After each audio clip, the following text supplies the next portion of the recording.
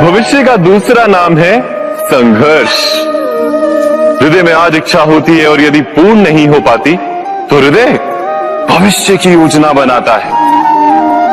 भविष्य में इच्छा पूर्ण होगी ऐसी कल्पना करता रहता है, किंतु जीवन ना तो भविष्य में है ना अतीत में।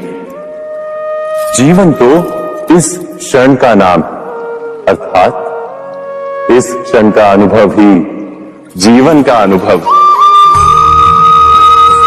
पर हम ये जानते हुए भी इतना सा सत्य समझ नहीं पाते। या तो हम बीते हुए समय के स्मरणों को घेर कर बैठे रहते हैं, या फिर आने वाले समय के लिए हम योजनाएं बनाते रहते हैं और जीवन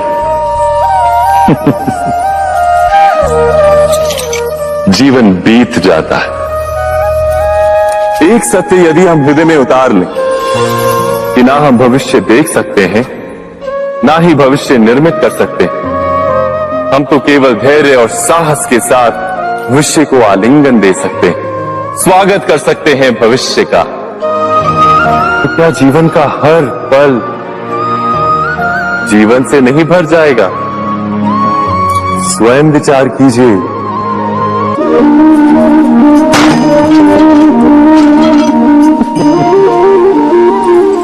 कभी कभी कोई घटना मनुष्य के जीवन की सारी योजनाओं को तोड़ देती और मनुष्य उस आघात को अपने जीवन का केंद्र मान लेता।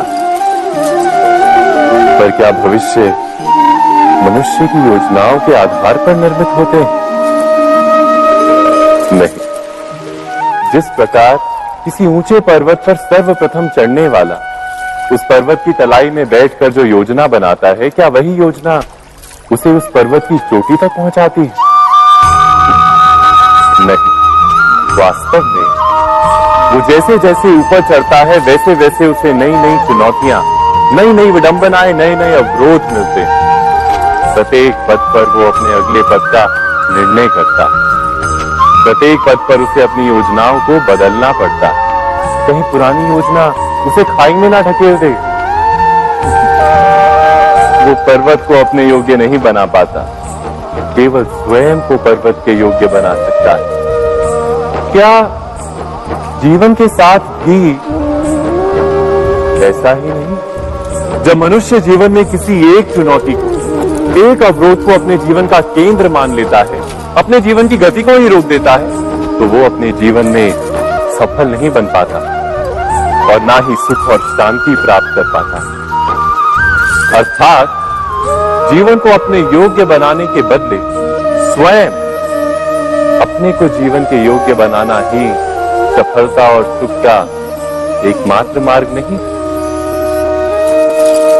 स्वयं विचार कीजिए।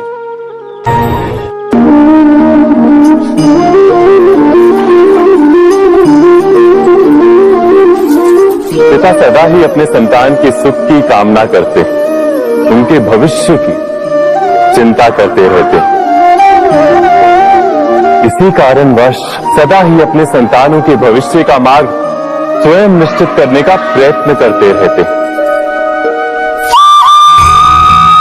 जिस मार्ग पर पिता स्वयं चला है, जिस मार्ग के कंकर पत्थर को स्वयं देखा है, मार्ग की छाया, मार्ग की धूप को स्वयं जाना है, उसी मार्ग पर उसका पुत्र भी चले, यही इच्छा रहती है हर पिता की।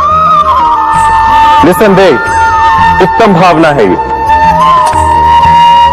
किंतु इन प्रश्नों के ऊपर विचार करना हम भूल ही जाते हैं।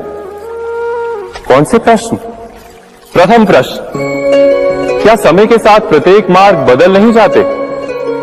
क्या समय सदा ही नई चुनौतियों को लेकर नहीं आता? तो फिर बीते हुए समय के अनुभव नई पीढ़ी को किस प्रकार लाभ दे सकते हैं? दूसरा प्रश्न, क्या प्रत्येक संतान अपने माता पिता की छवि होता है? हाँ, संतानों को संस्कार तो अवश्य माता पिता देते हैं, किंतु भीतर की क्षमता तो ईश्वर देते हैं।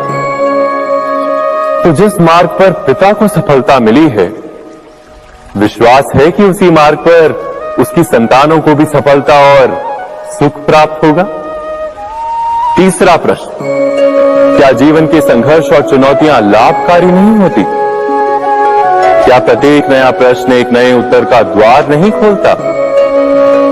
तो फिर संतानों को नए नए प्रश्नों, संघर्षों और चुनौतियों से दूर रखना, ये उनके लिए लाभ करना कहलाएगा या हानि पहुंचाना?